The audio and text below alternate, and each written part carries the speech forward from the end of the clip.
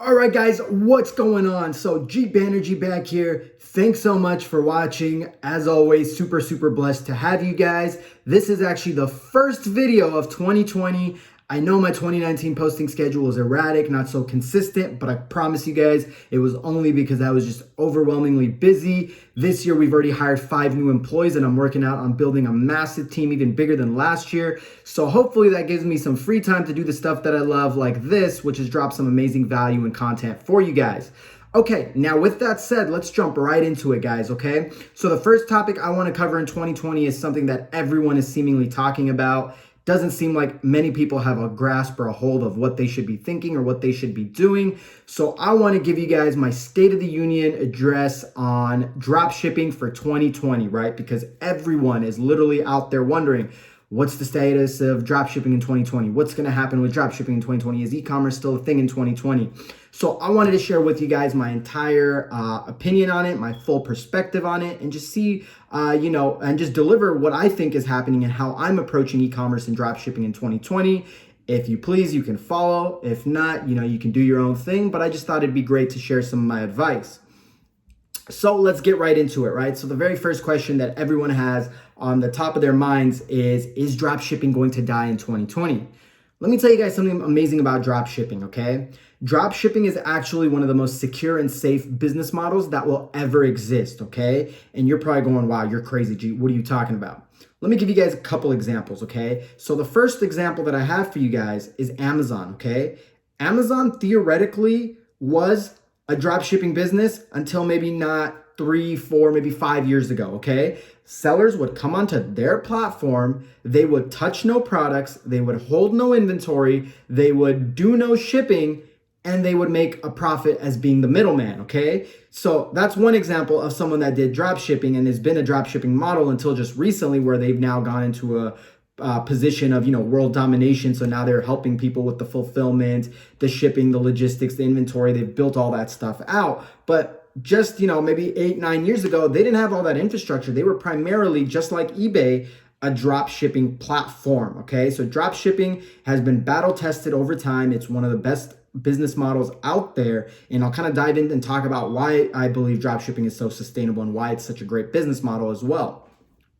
So let's go ahead and talk about the second thing, okay? The biggest companies in the world nowadays, right, today, actually own nothing, okay? So when you're a drop shipper, you technically own nothing besides your customers' data and your website and your marketing. Everything else is owned and ran by somebody else. Now, let me give you guys a couple examples of this, okay? Airbnb, right? They are one of the biggest lodging companies in the world. However, they own no houses, right? They own no apartments. They own no buildings. They own nothing, right? They're just a platform, okay? Second example, Uber or Lyft. They don't own a fleet of vehicles or any cars actually, right? Other people are driving the cars and servicing the people on their platform. They are just the middleman between the driver and the passenger, right? That's a second example, right? And I can keep going on and on and on about some of the biggest business models out there nowadays that own almost nothing. I can give you another example, right? Netflix, right? Netflix just started off as a platform without creating any of their content. They bought other people's content and they hosted other people's content on royalty shares on their subscription platform. And now, obviously, they're doing Netflix originals, all that kind of stuff. But if you can see one thing that's a trend about this is everyone tends to start out with a similar model to dropshipping, where they own no logistics, they own no inventory, they own none of that stuff. They just kind of drag, drop, plug, and play, right? So you guys are wondering, why are so many people following this business model? Well, let me give you guys the answer why. Dropshipping is and will always be the most cost-effective way to start a business, okay? It will always remain one of the most cost-effective ways to run a business. Let me give you guys a quick example, okay? So let's say you want to go buy a franchise or the sandwich store down the street or whatever. You want to start your own sandwich shop, okay? At the minimum, right, it's probably going to cost you about $50,000 just to get set up. And that's not even talking about your monthly fees and your overhead, your food cost, all of that stuff, rent, etc., right? And if you buy a franchise, you're probably talking the same thing, minimum probably $50,000, but more often than not, you're probably talking about, $100,000 plus consistently that you're going to have to fork out to get any of those businesses, okay?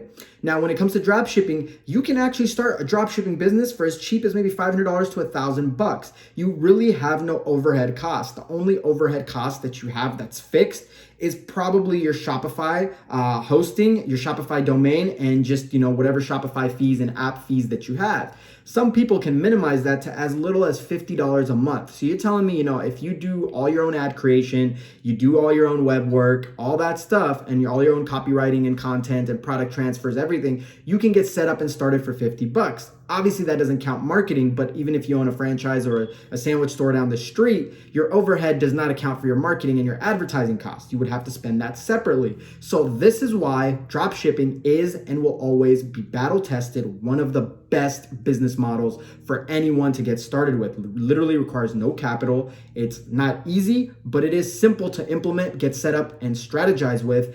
And you can do it much faster than any other business, right? I can set up a new dropshipping store and brand with everything from top to bottom probably in 24 hours. You cannot do that with a physical store, a software company, or any of those things. Some of those things take months, if not years, okay?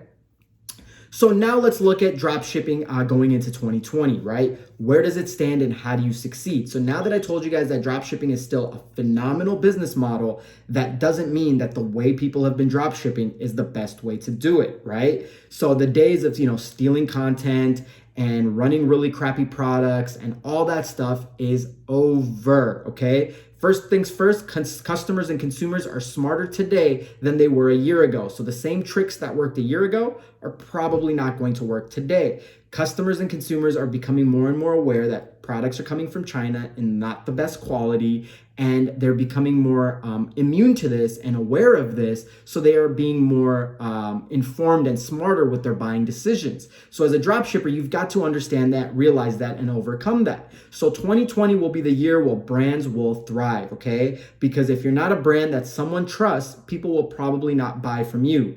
Back in the day, it was different because people didn't have ideas of the scams, the poor quality of products, the long shipping times, etc. So they were making purchases being uninformed. Now that your consumers and buyers are informed, you're going to be in big trouble if your product quality is lackluster or if your business does not meet the quality and the requirements that's necessary for you to be successful, okay?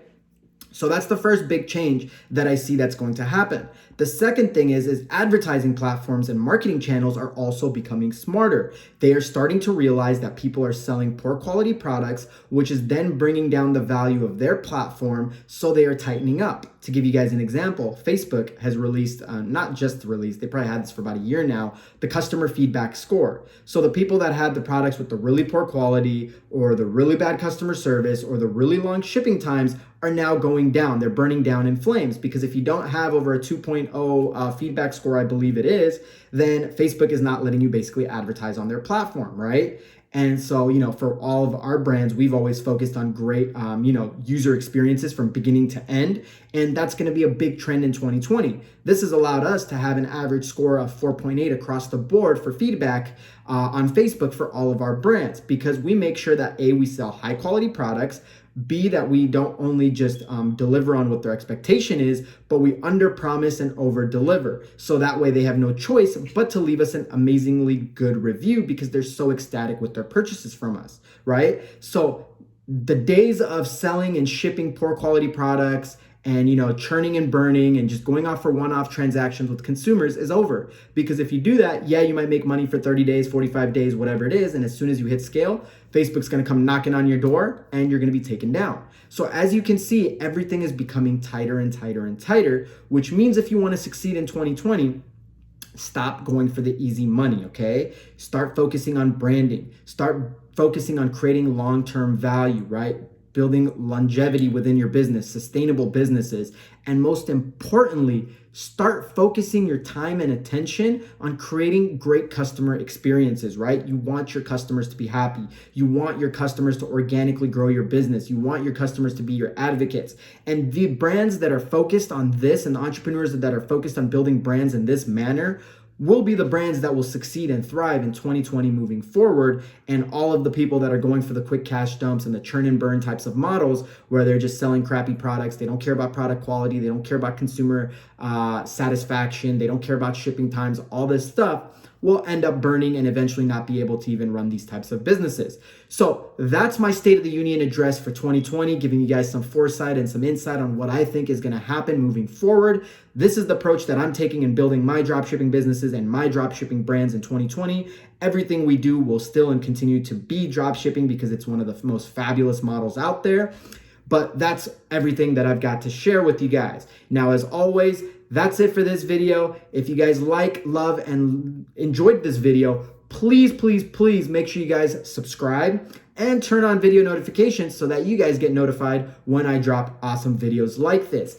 Additionally, a super big bonus, I'm actually dropping and actually have released a brand new free Facebook group, which I'm going to put down here in the channel or the video notes for you guys to check out. It's completely free. It's just a community of awesome rock stars that are building really good quality e-commerce brands. I'm going to obviously drop advice in there, insight, help answer questions, all that good stuff. So I look forward to seeing you guys in there. And as always, thanks so much for the love, and I'll catch you guys on the next video.